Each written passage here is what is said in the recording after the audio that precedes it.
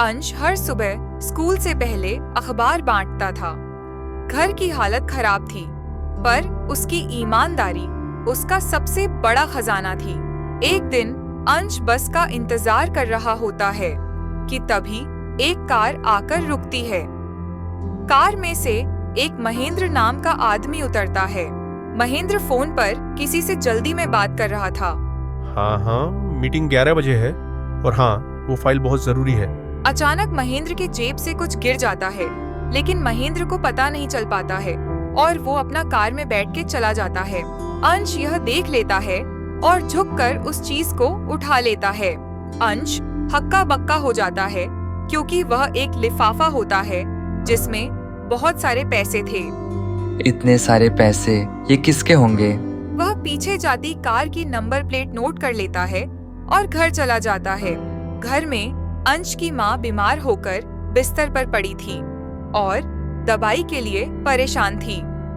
अंश के घर आते ही उसकी माँ कमजोर आवाज में बोलती है, अंश बेटा, डॉक्टर ने दवा लिखी है पर हमारे पास पैसे नहीं है।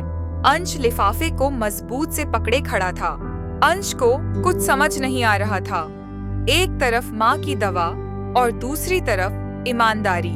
वह गहरी सांस लेता है और बोलता है, माँ, मैं ये पैसे वापस करूँगा। ये हमारे नहीं हैं। अगर मेरी ईमानदारी चली गई तो सब चला जाएगा। और फिर वह उस लिफाफे को जिसका था उसको लौटाने चला गया।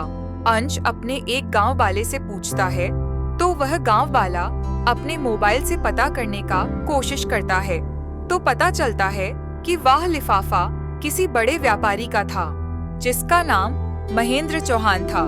अंश वह लिफाफा लेके महेंद्र चौहान के ऑफिस जाने लगा। तभी ऑफिस के बाहर गार्ड उसे रोक लेता है और बोलता है, कहाँ जा रहे हो लड़के? मैं महेंद्र सर से मिलना चाहता हूँ। उनके पैसे मिले थे। इतने पैसे और तुम लौट आ रहे हो? ठीक है, रुको, मैं पूछ कर आता हूँ। कुछ देर बाद गार्ड उसे अंदर ले जाता है। ऑफिस में महेंद्र फाइलें चेक कर रहा था।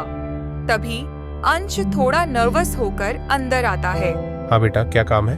अंश धीरे से लिफाफा आगे बढ़ाता है और बोलता है, सर, सुबह आपके पैसे गिर गए थे, मैंने उठा ली। ये आपको लौटाना चाहता था। महेंद्र चौंक जाता है और बोलता है, इतने सारे पैसे मिले और तुमने रखे नहीं? नहीं सर, मेरा घर गरीब है, माँ बीमार है, पर ये पैसे मेरे नहीं थे। महेंद्र लिफाफा लेके बोलता है, ये 50,000 रुपए मेरी मीटिंग के लिए बहुत जरूरी थे। अगर खो जाते तो बड़ा नुकसान होता। वह अंश की आंखों में देखता है और फिर गर्व से बोलता है, तुम जैसे बच्चे आज भी हैं, यही इस देश की असली उम्मीद है। और फिर महेंद्र अपनी मेज से एक चेक निकालता है और बोलता है, ये लो 50,000 रुपए, ये तुम्हारी ईमानदारी का इनाम है।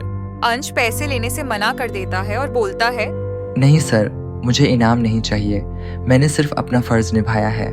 महेंद्र उठकर अंश के पास आता है और बोलता है, इनाम नहीं तो नौकरी ले लो। आज से तुम मेरे ऑफिस में असिस्टेंट बनोगे। पढ़ाई भी चलेगी और तनख्वाह भी मिलेगी और तुम्हारी माँ की दवा, उसकी जिम्मेदारी मेरी। अंश कांपते हुए स्वर में बोलता है, सर, ये तो। तभी महेंद्र कंधे पर हाथ रखकर बोलता है, बेटा, ईमानदारी कभी खाली नहीं जाती। बस फल थोड़ा देर से मिलता है, पर मिलता जरूर है। अंश दवा लेकर और चेहरे पर मुस्कान लिए घर लौटता है और तभी माँ पूछती है, अंश बेटा, ये दवा कहाँ से लाया? अंश अपने माँ के पास जाकर बोलता है, माँ, आज मेरा ईमानदारी जीत गया।